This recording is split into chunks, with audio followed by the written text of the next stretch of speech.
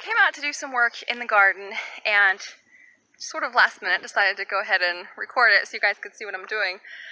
What I had done at the end of the summer garden was tilled up an area that I planned to use for the fall garden, and I laid a tarp over it in the hopes that it would keep the grass from growing too bad until I was ready to plant it. So I've pulled some of the tarp away that I plan on planting today, and let's take a look at it and see what the grass did. So as you can see, some of the grass did survive even after being tilled up. I think that's that Johnson grass. That's so hard to get rid of. But it's very yellow because it was deprived of sunlight. So what I'm going to do is just go through with my action hoe and just knock all the grass out again, at least in this section. I'm only going to focus on this half and get it planted, and I may not do anything with the second half. My tomatoes are still growing strong in that giant patch of grass right there, so I'm not doing anything with that part of the garden. And then over here on this side, and yes, it's very weedy, I realize, but I still have a lot of pepper plants over here that are doing quite well. So until we have a hard freeze, I will just leave all of that as it is and continue to harvest from them. Tons of little baby sunflowers that are coming up. In fact, look at this one. They just don't want to let go of summer, do they? Also found this beautiful little beet. Look at that. And it's firm, it's good. It's like a fresh grown beet. I don't know if it was left over from the summertime that got missed harvesting, but I mean, it's small. It's not at all soft, so I'm sure it's good to eat.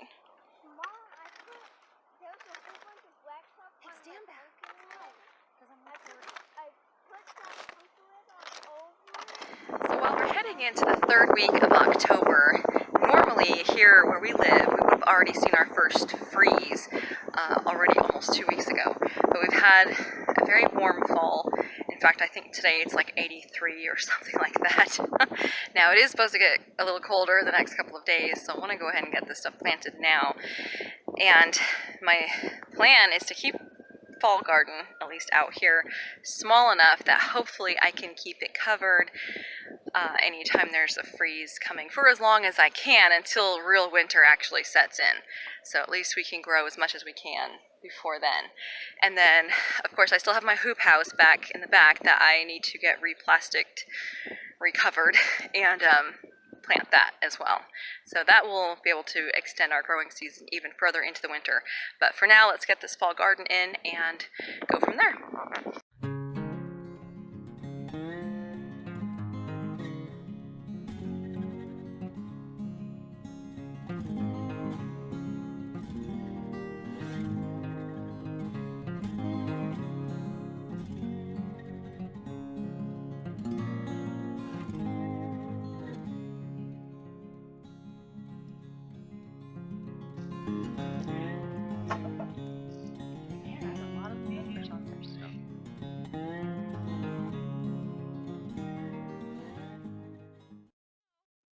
Got this silly looking little patch planted.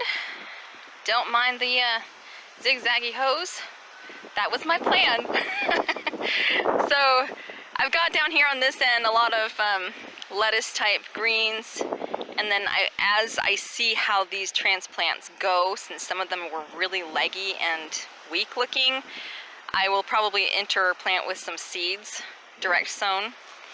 And then I just have some squash down here and a little bit of spinach at the end, so hopefully all that will take. I do have a thunderstorm coming through tonight, so we'll see how it weathers that. The reason why I delayed so long putting my fall garden in, if you can even call this the fall garden, it's so tiny, was that we've had summer weather, you know, all the way up until now, and it's still very warm and summery. In fact, we still have had grasshopper issues, and that was really the biggest problem with our summer garden this year, was the grasshoppers, and late summer especially. You know, they were stripping my pepper plants and everything.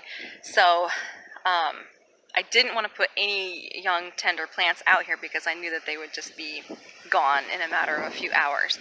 So I waited as long as possible. Hopefully I didn't wait too long, but we'll see what happens. I do have some sheer sheets that I will use to cover them if I notice that they're getting eaten, so kind of like an insect cloth. and then that will also help protect them on the nights where it does start to get down close to freezing. So I'm prepared. We'll see what happens. One more thing before I wrap this video up. I think I will go ahead and plant some garlic right next to our fall garden. I've already prepared the little plot. I'm just going to plant a small little patch, if you can see that. That way it'll be easy to maintain, and hopefully I won't let it grow too wild. So I've got the ground ready.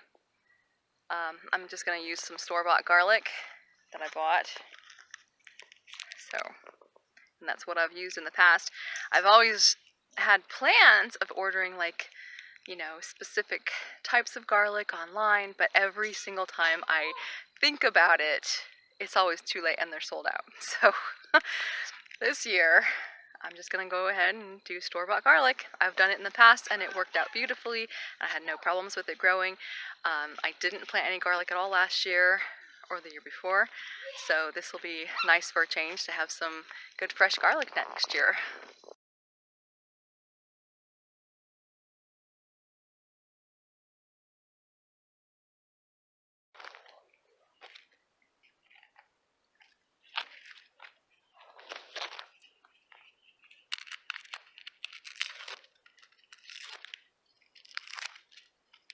So we're just going to remove the outside paper to expose the individual cloves, and then you're just going to separate the cloves.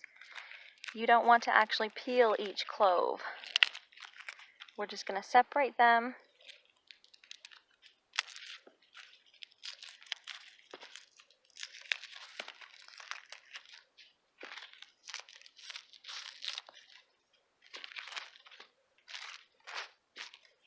And it's really easy to do. Sometimes they're a little bit tough. I'm going to squeeze, get them to separate.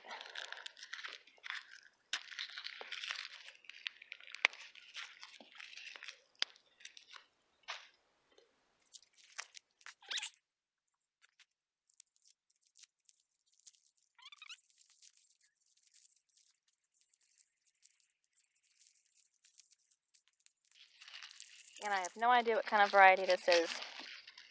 But like I've said, I've grown store-bought garlic before, and I had no problems with it, and it was wonderful.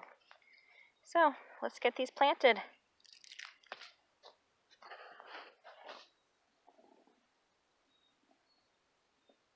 Alright, I ended up with 32 individual cloves.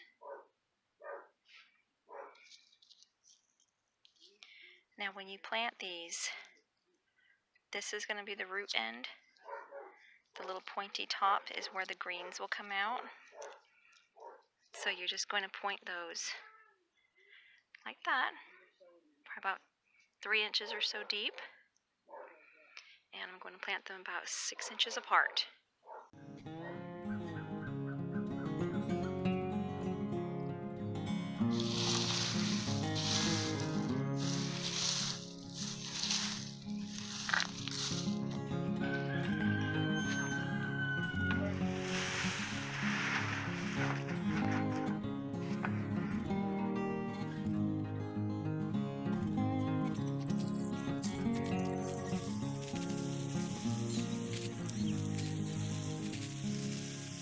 Alright, so in a couple of months we will probably see some sprouts come up, and while that'll be pretty much in the middle of winter, it's not a problem if they get any kind of frost damage or burn damage, because they will just come back in the spring. And hopefully next summer we will have a good little harvest of garlic.